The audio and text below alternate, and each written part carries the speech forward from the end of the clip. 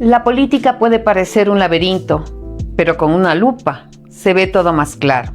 En Ambato y en el Ecuador hay temas que se hablan y son de suma importancia, pero si no tenemos un análisis bien informado, corremos el riesgo de no empoderarnos y tomar decisiones desacertadas.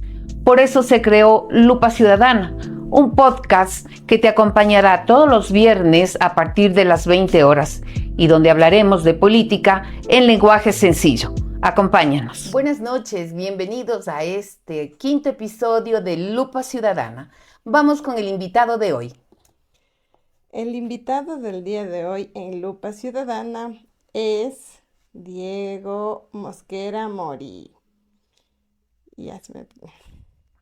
Diego Mosquera es un joven representante de varios sectores, como el Consejo Cantonal de Protección de Derechos, apasionado por construir un mejor futuro desde la empresa privada.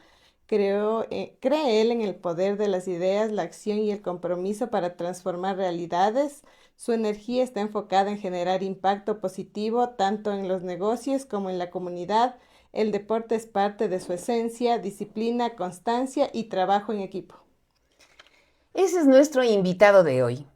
Para Lupa Ciudadana es importante tener la presencia de varios personajes de nuestra ciudad y de nuestra provincia.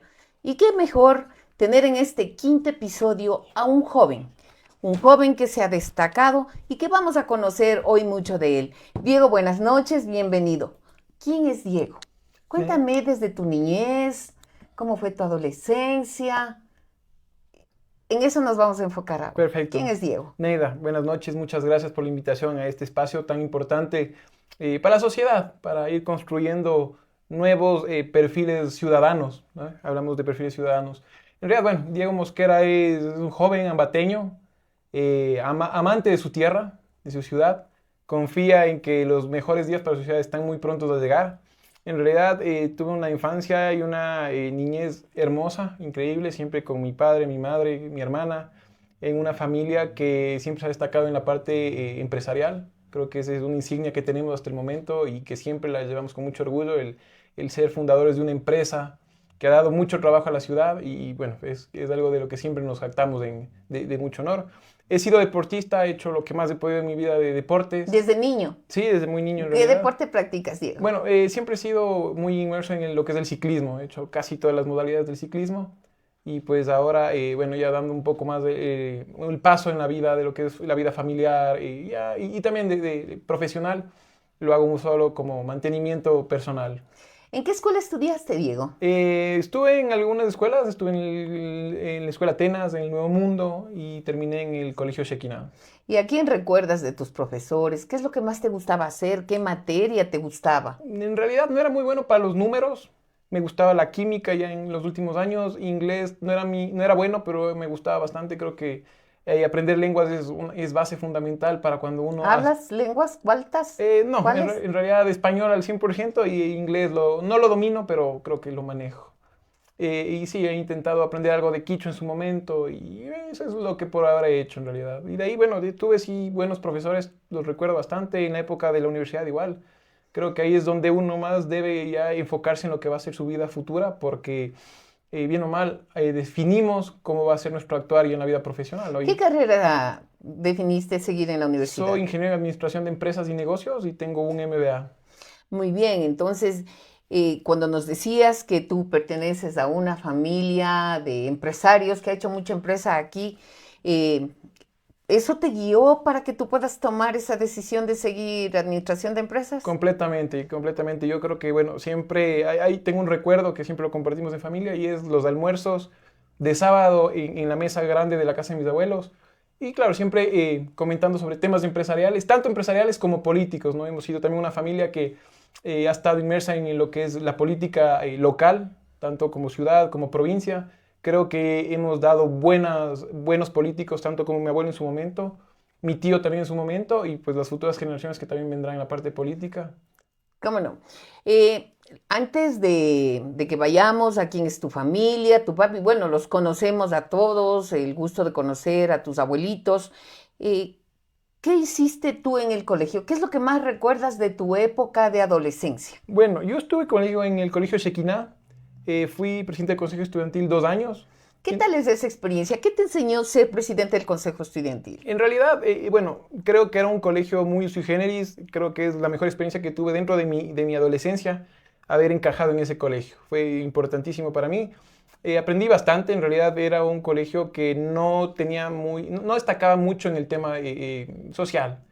Y logramos hacer algunas campañas con la red de consejos estudiantiles. También se ganó bastante para el colegio, ¿no? Y se pudo implementar algunas cosas mínimas, pero lo logramos hacer. ¿Te gusta entonces, desde entonces, te sientes un líder? Porque ser el presidente del Consejo Estudiantil necesitas de liderazgo. Y luego en el Consejo de Protección de Derechos. ¿Qué hacías en el Consejo de Protección de Derechos? En el consejo, bueno, estuve yo en el tema jóvenes. Es uno de los grupos. ¿En qué año estuviste? Me parece que fue en el 19 al 21 o al 22, no recuerdo bien. Fui el quinto vocal en realidad, pero terminé siendo el único representante del consejo. En realidad, creo que era el mayor de todos. Y claro, los jóvenes estaban en el tema todavía en educación, no podían asistir, pero logramos hacer buenas campañas. ¿Cómo cuáles, por ejemplo? A ver, estuvimos en el tema del mes de la juventud, se revivó un montón. En realidad tuvimos muy buena acogida. Y lo que más destaco fue el tema de la ley de juventudes. Pudimos hacer en los 9 cantones de la provincia de Tungurahua un llamado con cerca de 800 jóvenes visitando cada uno de los cantones. Y claro, sí, se incorporaron todas las necesidades que teníamos en ese momento en lo que era medicina o en la parte de salud, más que nada, salud mental, salud sexual de los jóvenes que estaban todavía faltando dentro de la ley. Y posterior a eso, 2 representantes de Tungurahua pudimos ir a la asamblea, a la defensa de la ley, para que posteriormente a eso se diera la aprobación. Es una pena, ahora sé que están nuevamente queriendo hacer otra vez la misma ley. No sé qué tanto puede beneficiar que se estén renovando la ley cada 2 años, cada año y medio. Pero bueno, yo creo que sí es un buen aporte en ese momento. Fue fundamental en el tema, como le digo, en el tema de derechos de salud, sobre todo, que había muchas falencias, y también en el tema laboral. Muy bien. Hemos conocido rápidamente la trayectoria de Diego y ahora vamos a identificar a Diego como el nieto de unos políticos, el hijo de alguien que está relacionado a la empresa, expresidente de la Cámara de Comercio de Ambato, no recuerdo si también del Consorcio de Cámaras de la Producción como tal, entiendo que sí. Cuéntanos desde tus abuelitos, a quienes tuvimos el gusto de conocerles, don Alcides Mosquera, y Teresita, muy querida Teresita, yo la conocí desde la época en la que tuve la oportunidad de trabajar en el Banco de Guayaquil. Por lo tanto, cuéntanos cómo fue la relación con tus abuelitos, qué recuerdas de ellos y esa relación que hicieron con la política de la provincia. Bueno, en realidad eran súper rígidos en el tema formación. Mi abuela era una persona muy correcta y nosotros nos hacía sentarnos en la mesa con las manos juntas, viendo al frente y siempre rectos. Mi abuela creo que tenía un carácter mucho más fuerte que él. Mucha gente la recuerda por eso. Ella lideraba también muchos espacios. El tema de aquí cerca nuestro, el hogar de los infantes, salió de una idea de ella en realidad y que bueno, es un gran aporte a la sociedad. Mi abuelo tuvo la suerte de ser diputado, consejero, también fue cónsul en España. Es chistosa la historia porque tanto mi abuelo como mi abuela fueron diputados al mismo tiempo en el año 88 al 92, si no me equivoco. Posteriormente, mi tío Patricio tuvo cerca de 10 años también en la concejalía de Ambato. Y como vicealcalde de Como Ambato. vicealcalde.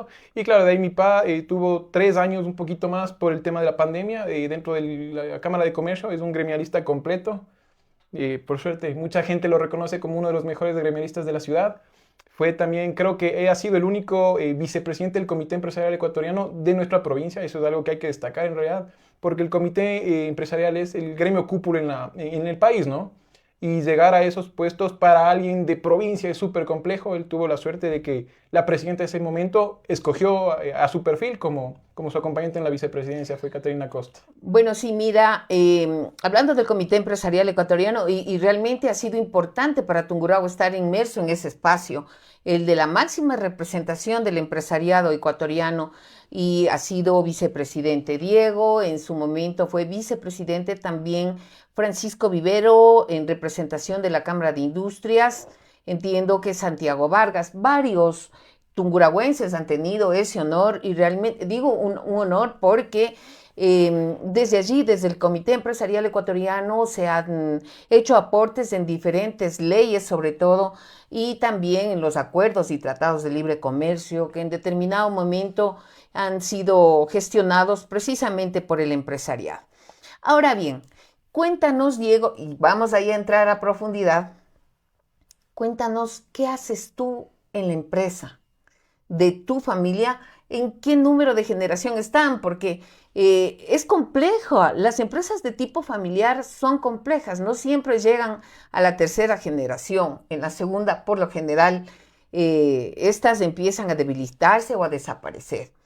Cuéntame cómo es tu experiencia dentro de la empresa, quiénes la fundaron y cómo ha sido el recorrido de la empresa, su crecimiento. ¿Ha habido declives? ¿Cuáles han sido las situaciones más complejas que ha tenido que pasar la empresa? Bueno, nuestra empresa tiene cerca de 70 años ya en el mercado. Es un holding empresarial familiar. Tenemos algunas líneas de negocio. En realidad yo creo que la que más destaca de ella es la venta al por mayor y menor de gas licuado de petróleo.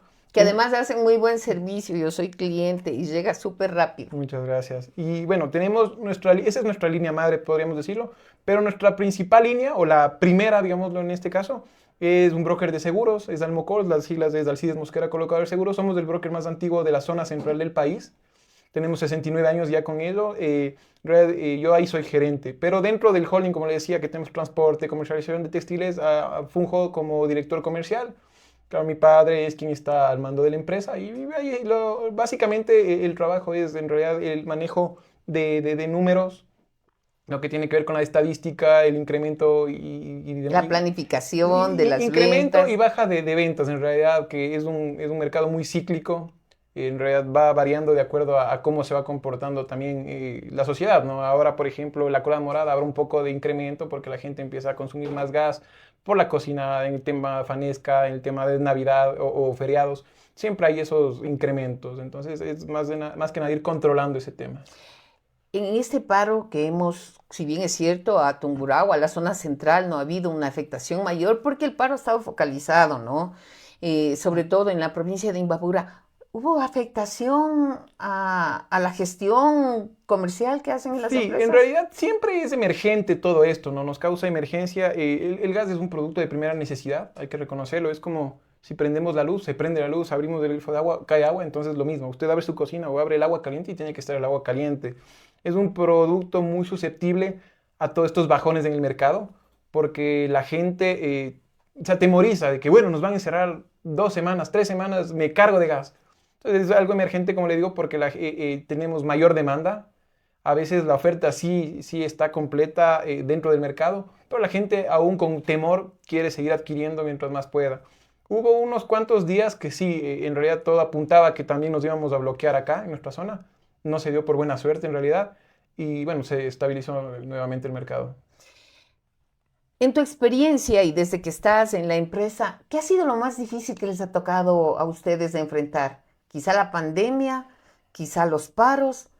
¿Cuál ha sido la experiencia negativa y cómo la superaron? Bueno, yo tengo ahí 3 criterios. El primero creo que es la inseguridad. Sí nos ha golpeado en estos últimos 3 años un par de veces. Es algo que en realidad no está dentro de nuestro control y sí afecta bastante en realidad porque, bueno, a veces se pierde toda la venta del día, de la semana por la delincuencia, ¿no? La inseguridad que venimos atravesando ya algún tiempo. Segundo, el tema paro es caótico. Cuando ya todo se reactiva, la gente va al ataque por los cilindros que más pueda. Hay mucha falta de control porque la gente colapsa los centros de venta y los entes de control no están controlando que la familia no compre 8 o 9 cilindros y vayan a revender en precios exorbitantes. Y en la pandemia yo recuerdo que también era el golpe fuerte porque la gente en redes sociales, que las redes son en realidad macabras, decían que el virus viene en el tanque de gas, tengan cuidado. Entonces, claro, había gente que déjenme afuera. Y veíamos cómo se oxidaban porque les lavaban, les echaban cualquier cantidad de líquido al metal, ¿no? Ahora nos damos cuenta y hablamos hace un momento, el virus nunca estaba afuera, estaba dentro de nosotros. Entonces, sí, estos tres episodios de los últimos años han sido bastante complejos. Yo creo que cada uno ha tenido su interés. No puedo decir que uno fue menos que el otro, pero todos han golpeado en su momento. ¿Cuál crees que es el tema que le identifica al ambateño? ¿Qué es el ambateño para ti? Bueno, yo creo Tú decías, yo amo profundamente esta tierra. Y los ambateños somos querendones de la tierra, arraigados al Ambato. Pero, ¿cómo le describirías al ambateño en general? Bueno, yo creo que no quiero sonar a muy quejumbroso, ¿no? Pero el ambateño sí ha dado un cambio de lo que sabemos que era antiguamente. Yo leí hace pocos días el libro de un buen amigo, se le conoce Nicolás Merizalde, de Juan Benigno Vela, y en realidad nos damos cuenta que la historia se repite a nivel nacional, ¿no? Pero en este caso yo sí recuerdo o quiero traer a colación los tres Juanes. Sí, eran rebeldes. Juan Montalvo no puede ser más rebelde, y qué bueno que sea así, porque creo que es una identificación de todos los ambateños. Juan Benigno Vela, no se diga, era muy rebelde. Entonces yo creo que el ambateño es rebelde, no en el mal sentido, más bien creo que siempre intentando buscar la razón a las cosas que no tienen razón, ¿ya? Porque, como dice el Principito en su libro, lo vital es invisible para el presidente, ¿no? Entonces nosotros buscamos siempre sacar el cuerpo por donde metemos la cabeza, el ambateño. Solucionamos nosotros mismos nuestros problemas. Un presidente hace 10, 15 años decía, yo de Ambato no me preocupo, porque ellos salen solos de donde pueden. ¿Y crees que eso le hace bien o nos hace mal? Nos hace bien, por una parte, sí, porque somos autosuficientes, estamos listos y preparados para salir por nuestros medios, pero yo creo que tampoco podemos estar esperanzados en sobrevivir nosotros solos, ¿no? Sí, hablando ya de un Estado administrador de los bienes, de la administración pública, Ambato y Tungurahua es una provincia que le da mucho al erario nacional. Estamos al nivel Somos los mayores contribuyentes de la zona central. En realidad, entonces yo creo que eso sí debería haberse repercutido y tendríamos grandes escuelas públicas, grandes hospitales públicos, las carreteras, las ampliaciones que tanto requerimos y que no se han dado trámite en su momento. Entonces, también no es bueno eso de solucionarnos la vida solos, porque luego se mal acostumbran y en realidad Ambato sí está un poco relegado en ese tema. Yo creo que la cercanía a la capital también afecta. Por ejemplo, Cuenca, Loja, ¿por qué desarrollan solos? ¿Por qué se desarrollan solos? Porque sienten la necesidad en realidad. Y trayendo a colación, yo creo que el ambateño sí se ha dañado un poco en su forma de ser. Claro, Ambato antiguamente era de tránsito y fue evolucionando, la gente dejó de ser de tránsito y empezaron a venir acá, a quedarse acá, porque veían que era una tierra muy productiva. Entonces, sí hay un poco de ese daño social. El ambateño se ha vuelto un poco envidioso, es feo decirlo, pero yo lo veo envidioso. ¿Egoístas? Egoísta, sí. Nuevamente, hace unos días que estuvimos en una reunión, un ex prefecto decía, qué envidia ver Cuenca, y es en realidad una envidia tremenda ver Cuenca. Es difícil ponerse a pelear con un cuencano, ¿no? Sea en la parte empresarial, sea en la parte deportiva. Ellos a lo mejor no son amigos, pero cuando necesitan se unen. Y yo creo que eso es lo que le permite a Cuenca y a la SUAY ir elevando sus niveles en productividad, en todo, ¿no? Vemos que Cuenca es una de las mejores ciudades que tiene hoy por hoy el país. Diego, vamos a ir un corte. Mira qué rápido se nos ha pasado el tiempo al primer corte y volvemos. Antes de irnos, Milicen, queremos saludar a quienes están en redes sociales interactuando. Es importante también mencionarles que estamos atentos a sus comentarios en la transmisión en vivo por nuestras redes sociales de Lupa Ciudadana y de Origen Periodismo con Raíz. Un saludo para Anita, que nos dice saludos cordiales a Neidita y a un gran joven ambateño como es Diego. De igual manera, Stuart Narváez nos envían unos aplausos y unos corazoncitos. Miriam Mori, muy bien, Diego. Marie Núñez, de igual manera un saludo a Diego. Alex Mosquera, de igual unos aplausos. Daniel Soto nos envía saludos a Neidita, una excelente presentadora, y saludos al equipo de Lupa Ciudadana y a la directora de producción. ¿Quién será?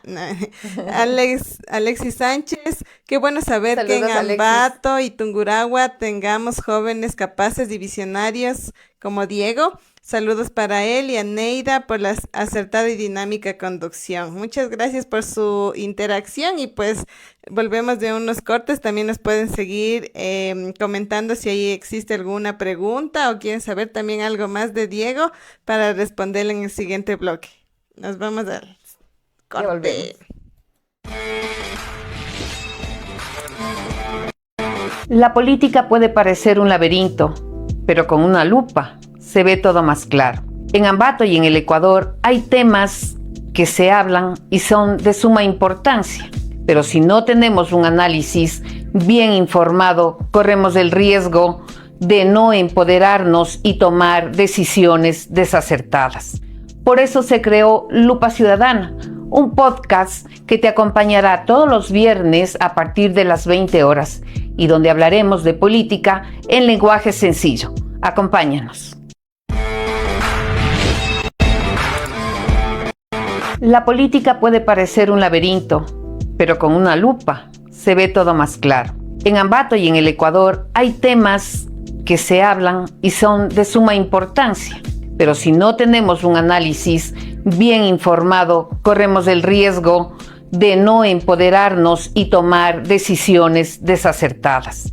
Por eso se creó Lupa Ciudadana, un podcast que te acompañará todos los viernes a partir de las 20 horas y donde hablaremos de política en lenguaje sencillo. Acompáñanos. Y estamos hablando de Ambato en Lupa Ciudadana con Diego Mosquera, un joven que nos ha comentado sobre su vida, su trayectoria y por qué le quiere Ambato y cómo somos los ambateños. Y una vez que hemos escuchado de Diego y hemos compartido aquí, porque tras cámaras estamos con su padre, con Diego Mosquera, a quien tenemos el gusto de conocerle desde muchos años, un líder gremial de los que se ha destacado en nuestra ciudad y provincia y asimismo en el país. Diego, ¿qué le falta a Ambato? ¿Qué nos está faltando a los ambateños? Ya sabemos que estamos un poco distanciados, que somos egoístas, pero somos trabajadores, querendones de la tierra. Esos han sido los pros y los contras. ¿Pero qué le falta a Ambato? Neda, Ambato es un bolio, es un carro de carreras del mejor que tiene Ecuador. Con un piloto que todavía parece que no sabe qué le pasa, pero sin copiloto, no tiene hoja de ruta y está en un camino que es muy trabado. Entonces es un carro demasiado fuerte que va sin rumbo. Necesitamos una hoja de ruta, necesitamos tomar rumbo nuevamente. ¿Y quién tiene que hacer esa hoja de ruta? A ver, si no tenemos el piloto que nos conduzca en esa ruta y que haga esa hoja de ruta, ¿quién debe hacer esa hoja? Yo voy a traer algo que le voy a responder con algo que no me está preguntando. Normalmente dentro de todo espacio siempre se deja la vara alta o se deja la vara alta o baja, ¿no? En este caso yo creo que la vara ha venido bajando cada vez y nos estamos dando cuenta que no hay vara ahorita en este momento. Cualquier persona que venga y con un proyecto sencillo va a superar lo que se ha venido haciendo. ¿Quién debe hacer esa hoja de ruta? Los ambateños de cierta forma hacen su parte, pero en un país como el Ecuador todo se rige de acuerdo a las políticas que se vayan cumpliendo o se vayan primero incorporando al sistema, ¿no? Y luego también hay que tener una propuesta dentro del espacio político, hay que tener una propuesta dentro del espacio social, del espacio ciudadano, que vaya complementando todo esto. Pero ¿cómo le hacemos si, por ejemplo, los jóvenes no se interesan en la política? Y a veces no se interesan en la política porque los que ya hemos tenido un recorrido, probablemente no siendo candidatos o siendo autoridades, pero que hemos estado interesados en el desarrollo social, económico, productivo de la ciudad y la provincia, no hemos sido el mejor ejemplo. ¿Por qué los jóvenes no deciden intervenir en la vida política, hacer política activa? Bueno, yo veo actualmente hay bastantes actores políticos juveniles. En realidad hay espacios como colectivos, hay los activistas, hay jóvenes que sí están comprometidos, que sí les interesa. Veo que hay un trasfondo en todo siempre. El joven ahora, yo entiendo, busca cambiar. Hay bastantes jóvenes que se están identificando con la parte de la socialdemocracia, por ejemplo. Sí, reconocer que la libre empresa es quien genera los recursos para el país, para el Estado central. Pero también hay que reconocer los derechos de las personas. Es algo que se va complementando, creo yo, y se va autorregulando. Ahora, los jóvenes, yo entiendo, buscan también un cambio en la práctica política. No aspiran a tener la misma política. Ahora estamos dándonos cuenta que es la nueva cara de la vieja política. Entonces, yo creo que los jóvenes... ¿Tú qué le cambiarías, por ejemplo, a esta política? ¿Cómo tú harías, cómo intervendrías para hacer que no se repita esto y para que los jóvenes no tengan esa desesperanza de que los viejos políticos les ponen una hoja de ruta que no es la que ustedes quieren? Neva, hay muchas cosas que se cuecen dentro del interés político, ¿no? Yo creo que primero es el tema salarial. ¿Por qué quiero llegar a la política? Ah, porque gano bien. Ah, porque puedo hacer muchos contratos. Ah, porque ahí puedo colocar a mi familia, a mi amigo, a mi primo, al vecino. Entonces todos esos intereses deben irse disolviendo. Yo creo que hablamos del tema gremial. ¿Cuánto gana el presidente de la Cámara de Comercio? Nada. No gana nada. Es más, tiene que poner su tiempo Sí, señor. y dejar de trabajar. Entonces es algo... Ese es un apostolado. Por ejemplo, ¿y por qué tiene que ganar tanto un concejal, un alcalde, si va a trabajar por su ciudad? Yo creo que no es un trabajo para complementar o para vivir de eso. Es para venir a aportar a la ciudad, a la provincia, al país. Pero más allá de la remuneración que pudiese tener un alcalde, a ver, un alcalde ¿cuánto gana? $5,000 y un concejal probablemente 2.500, 2.700. ¿Es esa una gran cantidad para lo que tiene que hacer para la función? A lo mejor sí, a lo mejor no. Yo creo que eso va indirectamente relacionado o muy directamente relacionado con la gestión que haga. Exactamente, como en el mundo privado. Cuestión de resultados. Pero claro, acá está determinado cuál tiene que ser la remuneración. Volviendo, Diego, los jóvenes. ¿Por qué tú mencionas que hay varios jóvenes activistas que están preocupados y sí, que les importa y les interesa la política? Y en esos segmentos nos vamos conociendo, los jóvenes, los adultos, los empresarios, las mujeres, y nos identificamos en determinados grupos, pero somos muy pocos haciendo política. Política decente, ¿para qué? Para que la ciudad y la provincia se desarrolle, para que el país se desarrolle. ¿Por qué los jóvenes no se juntan y nos dan una lección a los viejos, en el buen sentido, a los viejos de cómo hacer buena política? Una carta de ruta donde nos digan, a ver, nosotros los jóvenes proponemos hacer esto por Ambato, para mejorar Ambato. Bueno, iniciativas juveniles yo sí he encontrado en la ciudad. Lo difícil es que se dé seguimiento. Me parece que en muchos casos es la falta de recursos que no le permiten a los grupos jóvenes que sí se fortalecen en realidad, pero por obvias razones, como le digo, falta de recursos, se debilitan. Y eso, claro, se va convirtiendo un poco en la traba que tienen los jóvenes, por una parte. En realidad, por otra, yo creo que ejercer un liderazgo joven sí se va a ver opacado. Es feo decirlo, no quiero irme en contra de los jóvenes porque es por lo que luchamos siempre, pero sí se ve opacado por las personas de experiencia. ¿Por qué digo esto? Cuando se arman las listas de concejales, ¿qué es lo que sucede? Vengan, jóvenes, necesitamos de ustedes. ¿Para qué? Para que vayan desde el tercero para abajo y vengan a cargar las banderas, a colgar postes. No digo que por ser jóvenes y que haya sido activista, bueno, reconocido, tiene que ir en el primer lugar, pero yo creo que hay jóvenes muy capaces, con mucho talento, que podrían estar encabezando las listas, ¿no? Vemos nuestro consejo municipal, es deplorable. Creo que si hay 4 o 5 concejales con nivel, es mucho. El resto de una mayoría, en realidad, no saben qué están haciendo ahí. Y habría muchos jóvenes que podrían estar ocupando esos puestos y haciendo mucho mejor trabajo. Haciendo un muy buen desempeño, que es lo que necesita la ciudad. Ahora, Diego, tú decías, nos vemos opacados los jóvenes por las personas que tienen experiencia, pero las personas que tenemos experiencia y que queremos el bienestar de la ciudad, deberíamos impulsar a que esos jóvenes ocupen esos puestos de liderazgo, ocupen los primeros espacios. Mi mamá decía, nadie nació sabiendo, pero hay una formación de los jóvenes que quieren intervenir en la vida del desarrollo de la ciudad y de la provincia. ¿Tú estarías dispuesto?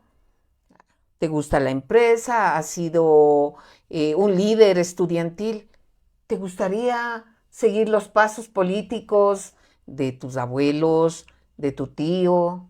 ¿O te enfocarías en el espacio de desarrollo gremial que tuvo tu padre? En realidad yo creo que estoy abierto a aportarle a mi ciudad, a aportarle a mi provincia, desde donde me toque, desde donde se me permita. Hay espacios que me interesan mucho, por ejemplo. ¿Cómo cuáles? Porque yo sé que se podría aportar. El mismo gremio, yo creo que es un espacio importantísimo. Como le decía hace un momento, yo creo que uno da mucho de uno porque da su tiempo, da todo su conocimiento, tiene que estar al 100%, es una oficina nueva, sin percibir ningún sueldo. Yo creo que eso ya le da un plus al tema gremial. En el tema político, yo comentaba hace un momento y le decía, creo que la política sí debería cambiar para yo poder participar en ella. Hay algunas cosas por Pero mejor. si no cambia, ¿por qué no te conviertes en un agente de cambio? Sí, ese es un punto igual importante. Creo que debemos destacar en esa parte, siempre buscar el cambio. Bueno, el cambio empieza por uno, siempre se dice, es importante poder dar esa motivación, entrar en el juego, ¿no? Si no lo hacemos, lo vemos hacer.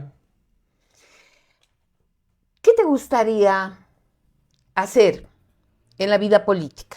Vamos a suponer que tomas esa decisión.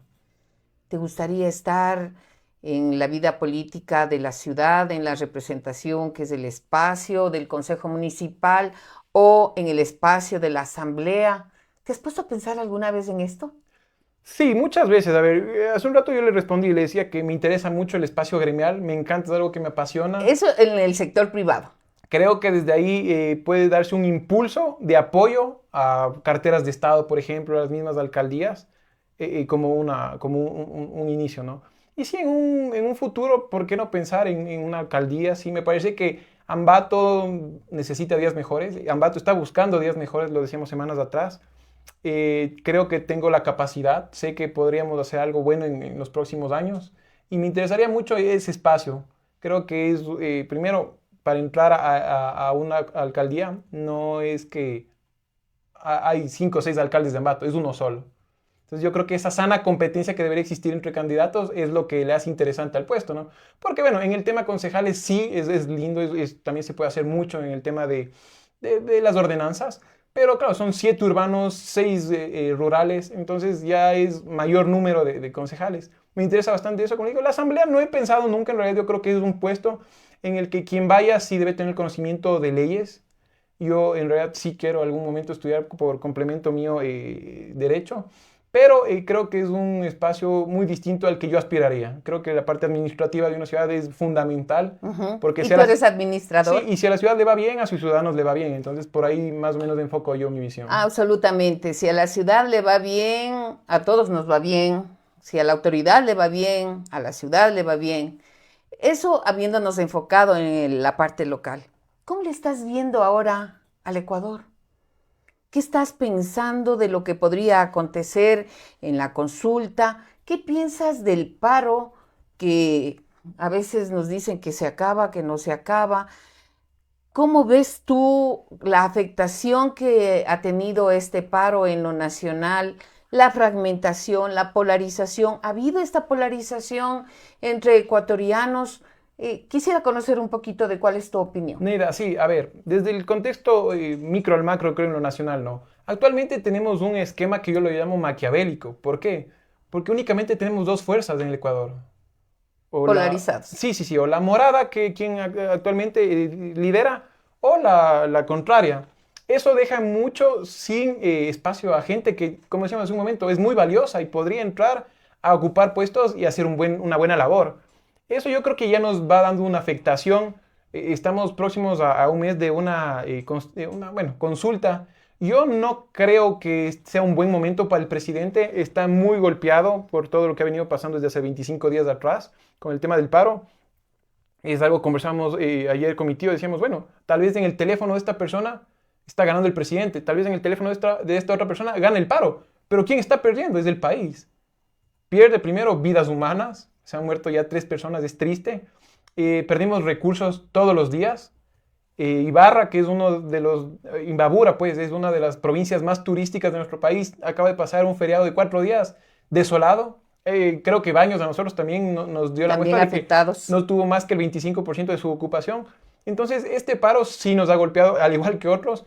Yo digo algo feo, pero con suerte en Tungurahua no se ha dado nada, porque en realidad paralizarnos en la situación en la que estamos actualmente sí sería un poco complejo y doloroso para el tema empresarial sobre todo. Creo que los próximos años no van a ser fáciles hablando políticamente. Tenemos un gobierno que, sea que está encaprichado o sea que en realidad sabe lo que está haciendo, va a tener toda la oposición que se ha estado él generando, porque veo que gente que inició a favor de él actualmente ya está en contra de él. Y eso le va a ir golpeando mucho a su liderazgo, ¿no?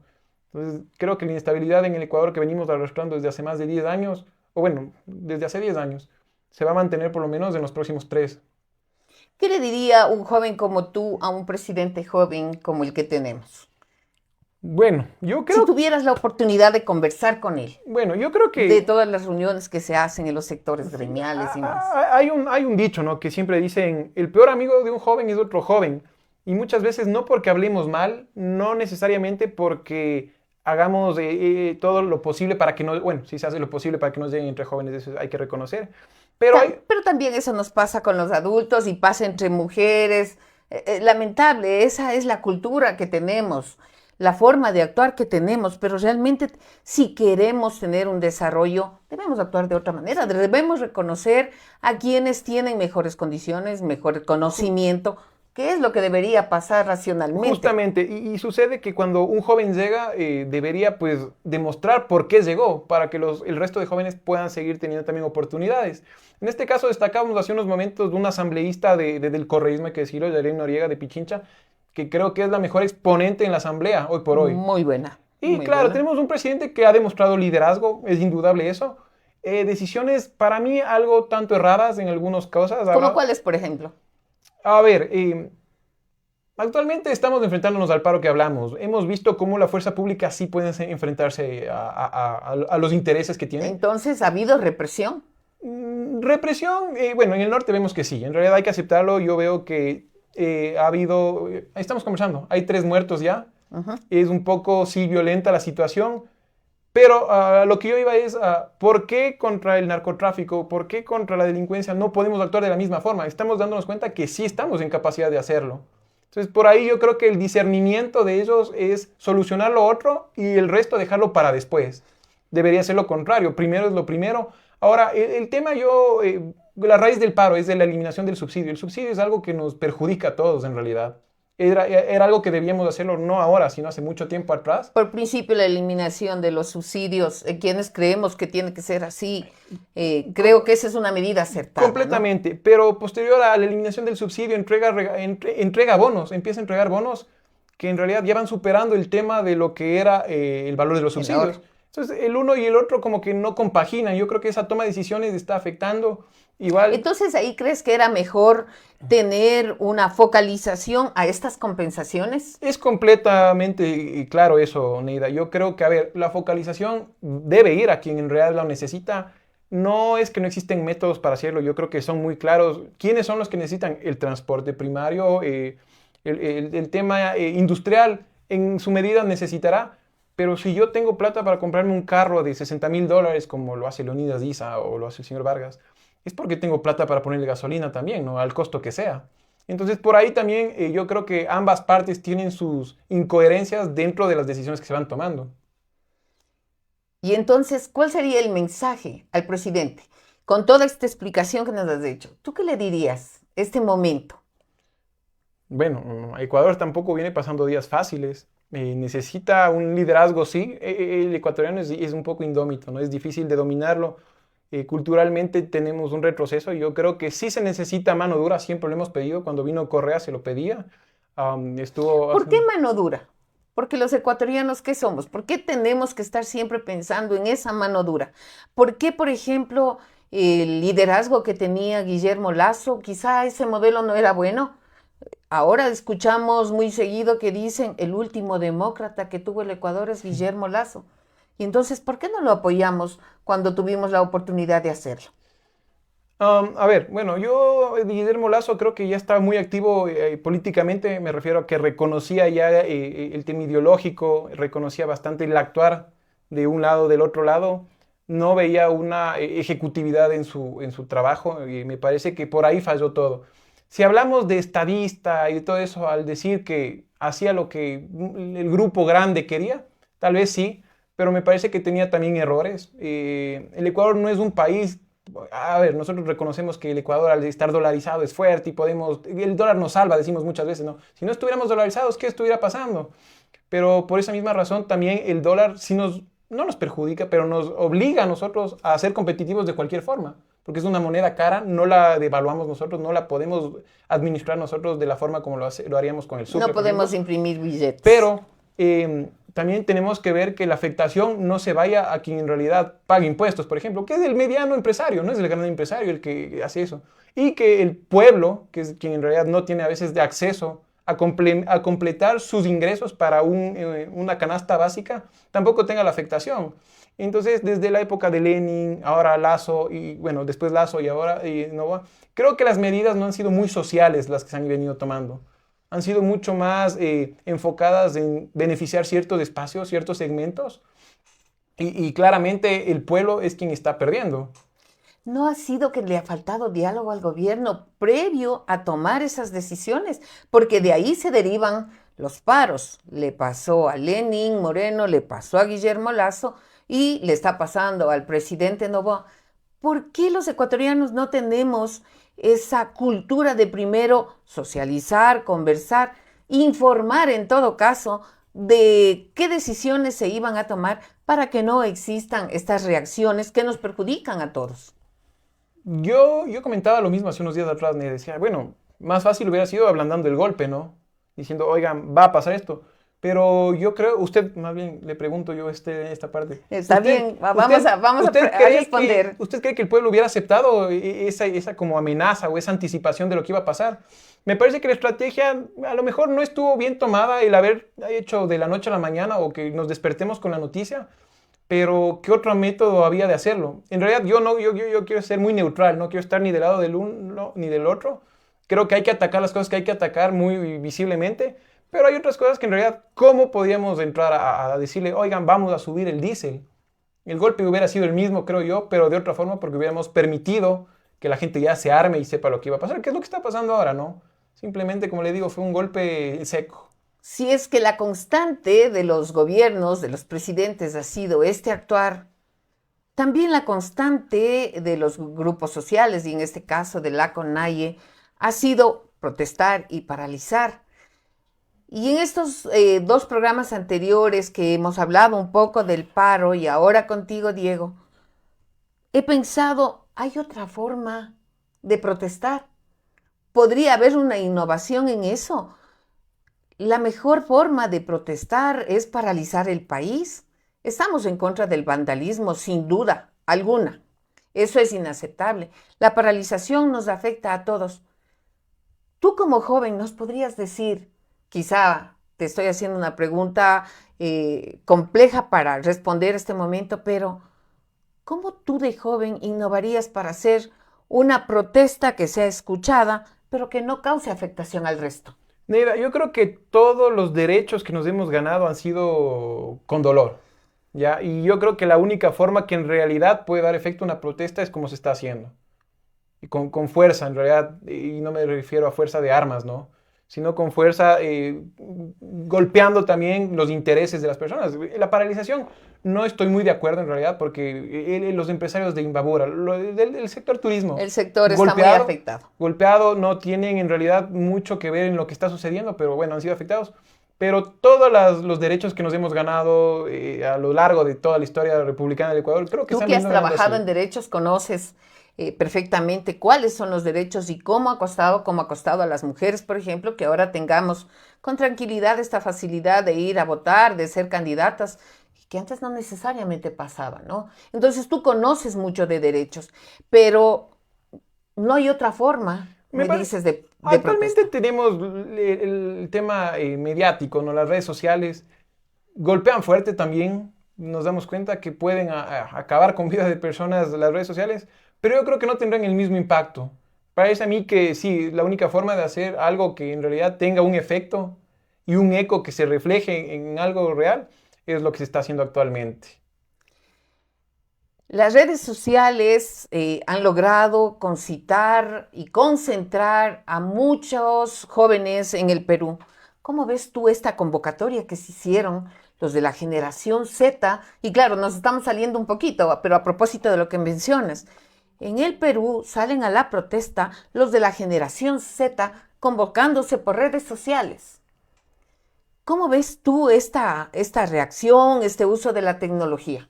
Bueno, creo que todo es generacional, ¿no? Las actuales generaciones son fuertes en el tema ya electrónico, lo dominan de una forma increíble. Yo no creo que llego todavía al alcance de jóvenes como de 15 años, que tienen la mitad de mi edad.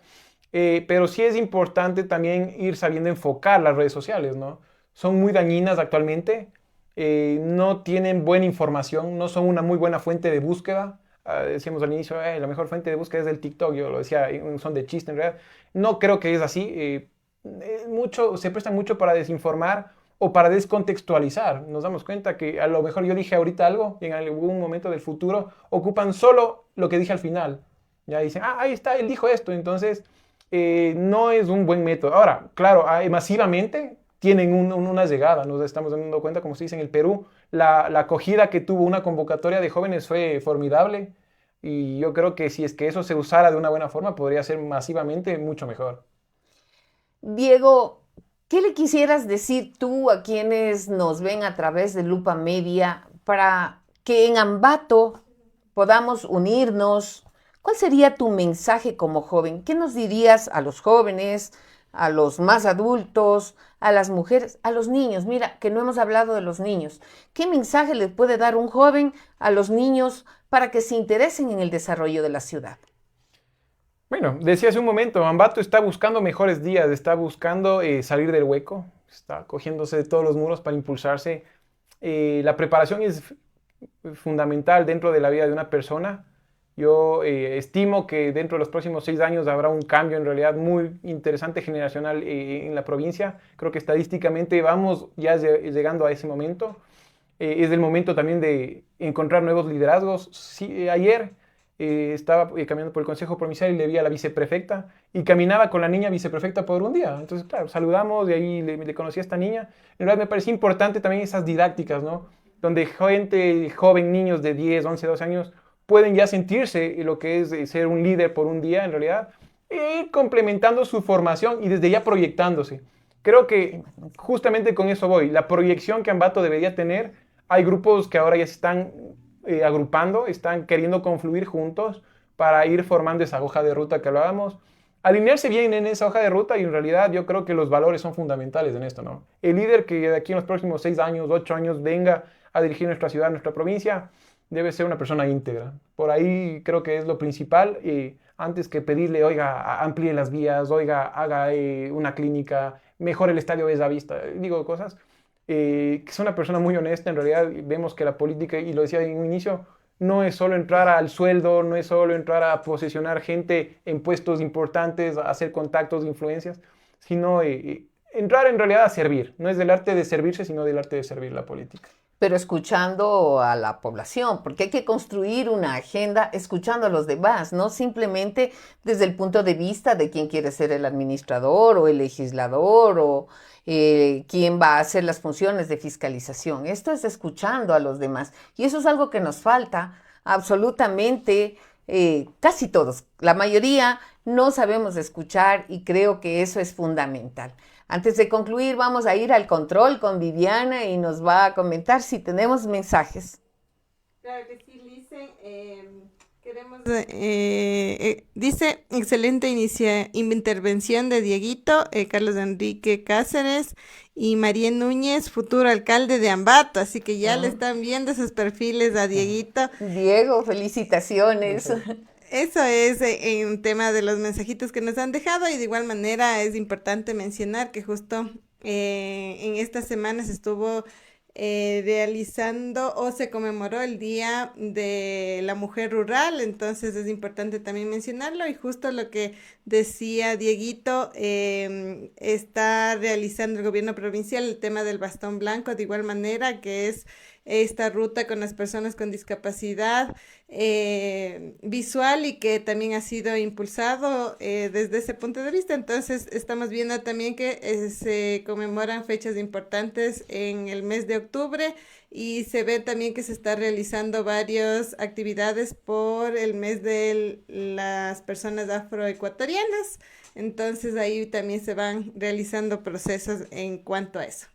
Bueno, aquí a través de Origen Medio Digital y de Lupa Ciudadana, siempre estamos pendientes de todas las actividades que se desarrollan en nuestra ciudad y también recordándonos de aquellos días en los que no solo se conmemoran, sino que nos recuerdan la obligación que tenemos los ciudadanos de entender la dinámica que existe, el respeto que debe existir, pero hay algo que es más importante aún, la empatía que debemos sentir por nuestros congéneres.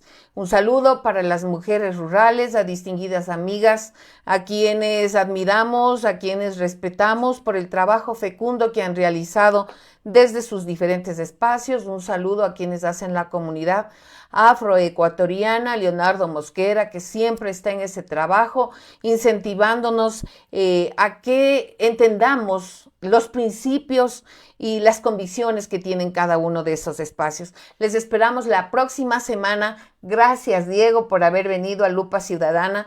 Nos quedamos realmente con muchos temas por hablar. Con seguridad vamos a tener oportunidades de ir hablando más del desarrollo de la ciudad. Te comprometemos a que nos acompañes luego de si se realiza obviamente se va a realizar la consulta popular el 16 de noviembre para que analicemos los resultados que vayamos a tener de esa consulta.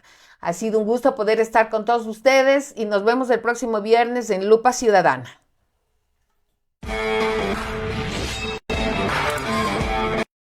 La política puede parecer un laberinto, pero con una lupa se ve todo más claro.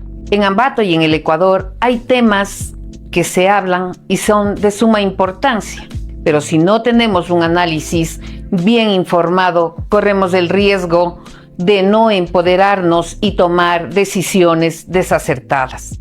Por eso se creó Lupa Ciudadana, un podcast que te acompañará todos los viernes a partir de las 20 horas y donde hablaremos de política en lenguaje sencillo. Acompáñanos.